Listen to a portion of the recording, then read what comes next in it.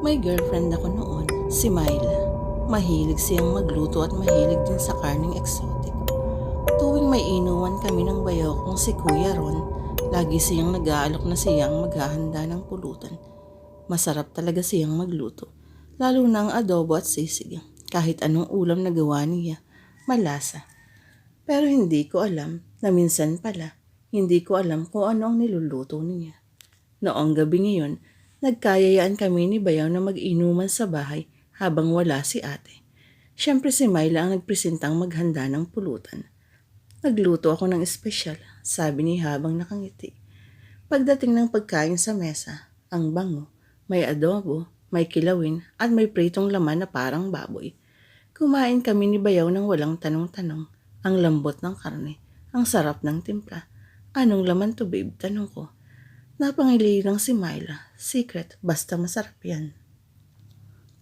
Nagtawanan lang kami ni Bayaw at itinuloy ang pagkain. Lasing na kami pareho. Hindi na namin inisip kung ano ang nasa plato namin. Pagkatapos ng inumin, nagising ako. Kinaumagahan na wala na si Myla. Wala rin siyang iniwang mensahe. Pati mga damit niya, nawala. Nag-alala ako, pero inisip ko na baka umuwi muna sa kanila. Pero pagkalipas ng isang linggo, hindi pa rin siya bumabalik. Sinubukan kong kontakin ng pamilya niya, pero ang sagot nila, matagal na raw silang walang komunikasyon kay Myla. Saka ko lang napansin, may kakaiba sa rep namin. Binuksan ko ito at nakita kong may natirang karne, kalahating kilo ng hiniwang laman, pulang-pula pa, parang hindi pang karaniwang baboy o baka. At sa tabi nito, may pamilyar na kwintas. Kwintas ni Myla. Gusto kong isipin na nagkataon lang, pero hindi ako mapakali. Isang araw dinalaw ako ng bayaw ko. Mukhang balisa siya, pero hindi siya nagsasalita. Bayaw, may gusto akong itanong, sabi ko. Hindi siya sumagot. Pero pagkatapos ng ilang minutong katahimikan, siya mismong bumasag ng tensyon. Naalala mo ba yung pulutan natin? Bulong niya. Bigla akong kinamahan. Bakit? Tumingin siya sa akin. Bakas ang takot sa mukha. Hindi mo ba napansin kung nasan si Myla bago tayo kumain? Biglang bumigat ang dibdib ko. Hindi ko na naituloy ang usapan. Dumiretso ako sa banyo at isinuka lahat ng kinain ko noong gabing iyon.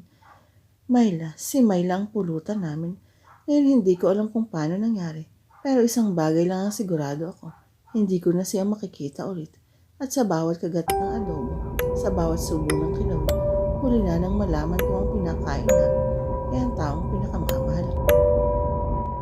Hindi ako naniniwala sa mga pamahiin. Para sa akin, mga kwentong panakot lang yon ng matatanda para sumunod kami sa gusto nila. Pero nagbago ang lahat nang may isang pangyayari sa pamilya namin na hindi ko malilimutan. Nagbakasyon kami noon sa probinsya ng lola ko sa Capiz. Matanda na siya, pero malakas pa. Mahilig siyang magbigay ng mga babala tungkol sa mga engkanto, lamang lupa at aswang. Lagi niyang sinasabi sa amin, huwag kayong aalis kapag mag-aalas sa isna ng gabi. At huwag na huwag kayong dadaan sa may balete. Siyempre hindi ko naman yung sineryoso.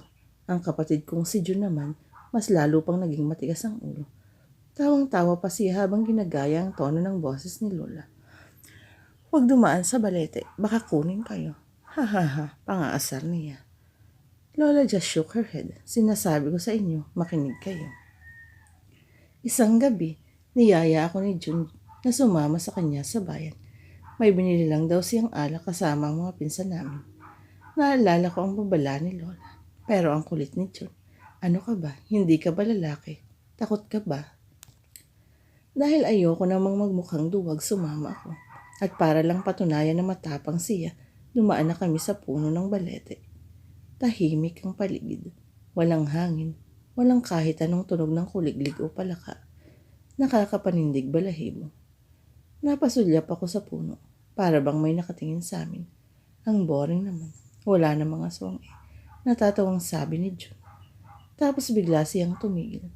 Bakit ako nandun? Nakatayo si Jun sa harapan ko. Pero itinuturo niya ang isang bagay. Napatingin ako. Sa ilalim ng balete, may isa pang Jun. Nakatayo, nakangiti, at nakatingin sa amin. Huwag kang tatakbo. Mahina akong bulong. Pero bago pa ko siya mapigilan, biglang tumakbo si Jun paalis.